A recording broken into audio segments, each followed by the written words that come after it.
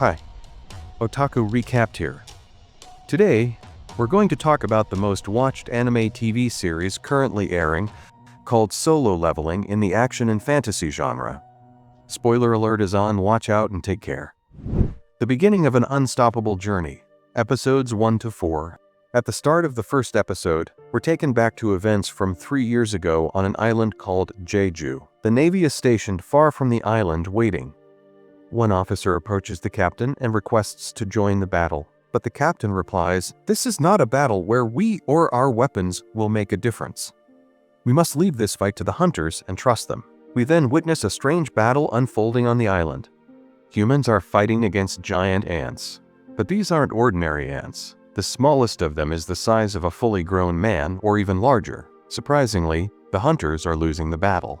As they're being overpowered, one hunter yells in frustration and despair, "We're not strong enough to defeat these monsters." Just as he braces himself for death, a hunter appears and effortlessly destroys several giant ants in one blow. Then, using powerful, healing magic, he revives all the wounded hunters. 2 more hunters join the battle, and the tide starts to turn in favor of the hunters. These 3 seem to be from the strongest rank of hunters, the S rank.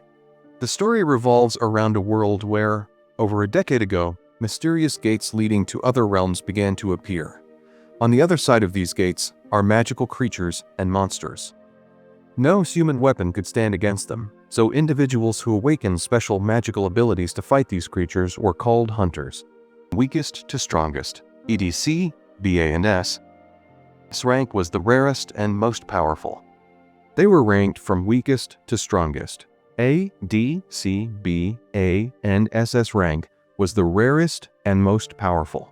Fast forward to the present 3 years after the Jeju Island events. Our protagonist, Sung Jin-woo, is a hunter who, whenever he joins a gate raid, puts everyone's mind at ease. But not because he's strong or reliable, quite the opposite. He's the weakest hunter alive, even among the E-rank hunters. That's why whenever he's part of a raid, everyone feels reassured that the mission will be an easy one. Jin-woo teams up with several hunters for a gate raid. Even though this gate is considered one of the safest, Jin-woo still ends up gravely injured. In fact, he's constantly on the brink of death and has had several near-death experiences. Despite this, he continues to work as a hunter because he needs the money to care for his mother, who has fallen into a magical coma. Just as the team thinks the raid is over, another gate appears, a dual gate. The group hesitates about whether to continue, so they take a vote. The votes are tied until Sung Jin-woo casts the deciding vote. Desperate for more money, he agrees to press on. Inside the second gate, things are unlike any other raid they've encountered. They find a grand temple with no monsters in sight. The place is filled with massive stone statues, including one with angel-like wings holding a giant stone tablet. The inscriptions on the tablet, the temple's commandments read, "First, worship God. Second, praise God. Third, have faith in God. Anyone who violates these commandments will die." At that moment, something strange happens. One of the statue's eyes moves. The gate they entered through closes behind them, and panic ensues. A loud noise echoes through the temple. One of the statues swings its sword, crushing a hunter instantly. In the blink of an eye, what was supposed to be a harmless raid turns into total chaos. At that moment, Sung Jin-woo, with all his near-death experience, realizes one thing. Everyone in this raid is going to die. In the chaos that erupted earlier, 2 hunters were killed. The rest of the group was overwhelmed with despair. Moving meant certain death, while staying still promised a slow and painful end. One of the hunters, who was confident in his speed, decided to make a run for it. But the moment he moved, his entire body was disintegrated by the statue sitting on its stone throne. That statue was the god mentioned in the inscriptions. Hunter Sung had no intention of giving up. He started analyzing the situation. The leader of the raid had lost an arm. The healer who always helped Jin-woo, healer Ju-hee, was trembling with fear. Caught between choosing death or survival, something clicked in Jin-woo's mind. Worship the god. Jin-woo bowed his head in reverence, worshipping the stone god. For a brief moment, everything calmed down. Just when everyone thought the nightmare was over, the other statues, alongside the stone god, began attacking the hunters again. Jin-woo, always fighting against death, kept thinking, unlike the others. He noticed that, unlike the attacking stone statues, the ones holding musical instruments remained still. Suddenly, the The second rule from the inscription came to mind: praise the god. He told the other hunters to stand under the statues holding musical instruments. Jinwoo quickly pulled healer Ju-hee to safety under one of those statues, but only one person could remain safe under each. He pushed Ju-hee toward safety and ran to the last remaining safe statue himself. One of the statues attacked him. When the dust from the strike settled, Jinwoo found himself under the last safe statue. But something terrible had happened. He had lost one of his legs. The statues returned to their positions. The stone god sat back on its throne. Everything seemed calm again, but Sung was still unsettled because one command remained: have faith in the god. At that moment, a stone platform emerged from the ground. Everyone knew what it meant. Someone had to be sacrificed for the commands to be fulfilled. One of the hunters raised his sword and told the raid leader, as the leader, you must take responsibility for everything. The raid leader agreed and stepped onto the platform, but nothing happened. Hunter Sung had an idea and asked the others to help him move toward the platform. As everyone gathered around the platform, the gate reopened, but then the stone statue started moving again. The stone statues slowly advanced toward the hunters. Once more, chaos stripped the raid group of their ability to think. Amidst the turmoil, Hunter Sung realized that as long as the hunters didn't break eye contact with the statues, they wouldn't move. But fear had taken over their logic, and everyone started to flee. Sung, left in the center of the temple, awaiting his death, decided to take at least one statue down with him. He grabbed the sword lying nearby, but with the first strike, he was thrown to the other side of the temple. Sung thought to himself, I can't die like this. He just wanted one more chance. One of the stone statues plunged its sword into Hunter Sung's chest, but that wasn't the end. Something strange happened. An information window appeared in front of Hunter Sung. The text on the window read, Hidden mission conditions fulfilled. You meet the requirements to become a player. Your heart will stop in 2 seconds. Do you accept becoming a player? The dual gates and the giant statues that evoked death. Hunter Sung Jinwoo wakes up after recalling these scenes.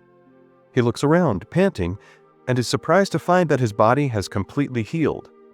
His severed leg has grown back. It feels as though all of this was just a dream. At that moment, 2 men in black suits enter the room. One of them introduces himself as Wu Chenchiol, the head of the Hunter Union's surveillance team.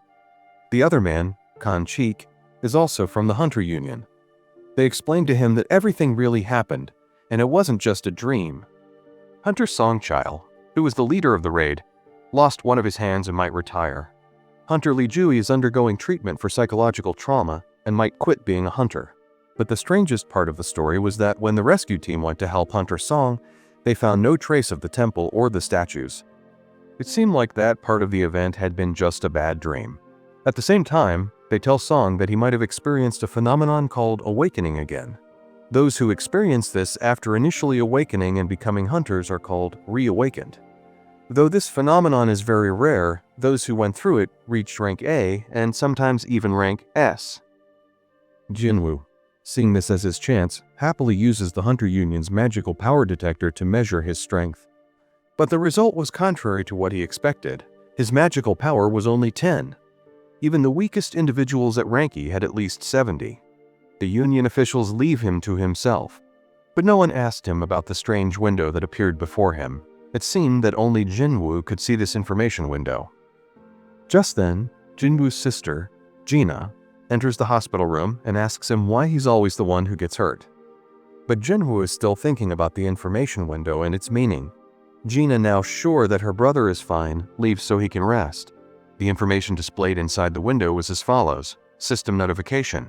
You have been selected as a player. The daily power training mission is now available. Goals: 100 push-ups, 100 sit-ups, 100 squats, 10 kilometers running. Jinwoo laughs and says, I'm in the hospital right now. I can't do any of this. So he ignores the message and goes to sleep. As Jinwoo falls into a deep sleep, he wakes up due to the intense heat. He faces a strange scene. He finds himself in the middle of an endless desert. At that moment, a new system notification appears. Survival mission, stay alive for 4 hours. Jinwoo realizes he hasn't been imagining things. Suddenly, the ground around him fills with giant centipedes. Without thinking, Jinwoo starts running. He had just escaped one hell, only to be dragged into another. He had to survive until this mission was over, no matter what. Just when Jinwoo felt he had no strength left, he received another system notification. time remaining until mission completion. 10, 9, 8, and just before Jinwoo is eaten by a centipede, the countdown ends. Jinwoo is back in the hospital. Now he realizes that whatever this system is, it can make him stronger. If he completes missions, there's a reward, but if he ignores them, he'll be punished by the system. The rewards for completing daily missions are either a status point, a random box, or full recovery, chosen by Jinwoo. He could invest status points in strength, speed, awareness, intelligence, or magic to grow stronger. From that day on, Jinwoo spent all his time completing power missions. His daily missions gave him a strange prize, a random box. After opening it, Jinwoo found a key that would let him enter a gate. This gate led to a dungeon, just like the others. But unlike the other gates and dungeons, Jinwoo could enter this gate at his own will. Now a bit stronger, Jinwoo decided to use the key and enter this gate. But he only had one weapon, a cracked knife with a little magical power. Upon entering, darkness engulfed him. He hadn't encountered any monsters yet. Suddenly, a few goblins attacked Jinwoo. But this time, things were different. Jinwoo wasn't just struggling to survive. He was not only blocking the attacks, but he was also defeating them. This was the moment Jinwoo realized he had truly become stronger. Little by little, he defeated the remaining goblins. Jinwoo, feeling happy about his recent success, continued to advance. At that moment, another monster attacked him, a lichen, a giant red wolf. Jinwoo realized he still wasn't strong enough. One hit from the lichen meant death. The lichen, with its iron teeth, broke Jinwoo's dagger, and once again, Jinwoo trembled in fear. Jinwoo trembled with fear. The lichen attacked him, but to Jinwoo's surprise, he dodged the lichen's attacks much easier than he expected. However, the lichen was still stronger. Jin decided to fight back, but it was useless. He thought to himself that if he only had a weapon with some magical power, he could win. Then, unintentionally, something about the strange system came to his mind. In that moment, he shouted, "Inventory list," and he pulled out the sword that was in the black hole. It felt like Jinwoo's entire life had become something like a game. With one strike, he cut the lichen in half. At that moment, another message from the system appeared. "You have defeated the Iron Fang lichen. Your level has increased."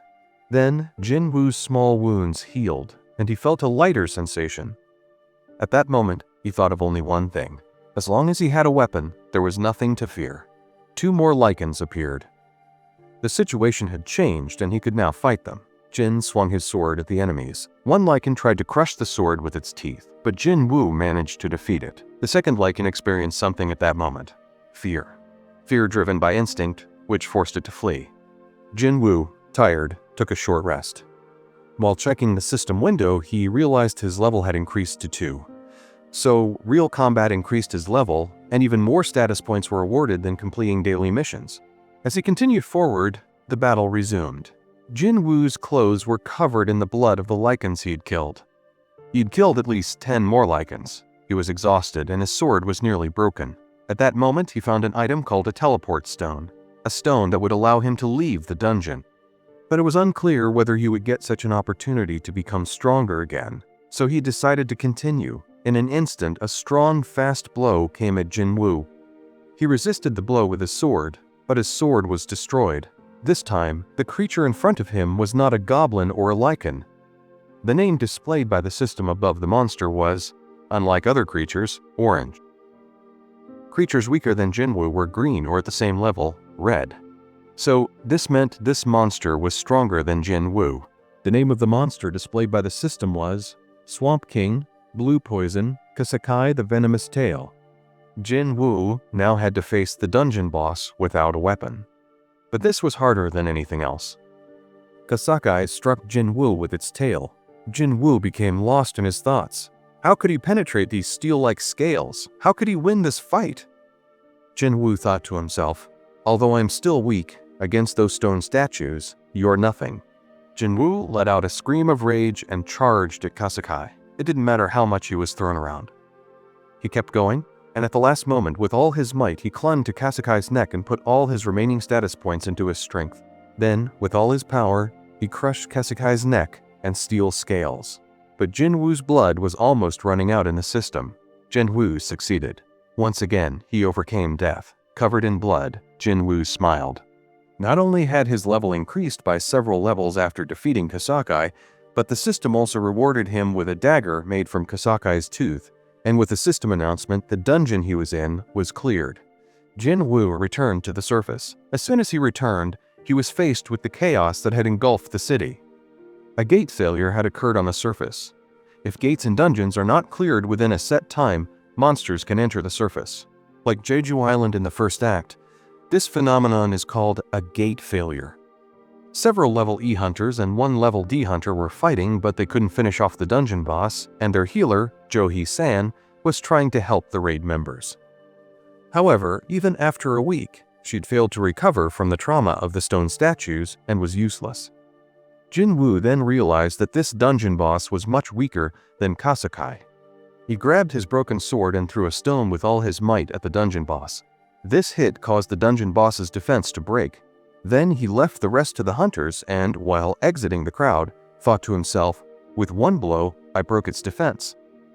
Now that I'm so strong, how far can I go?"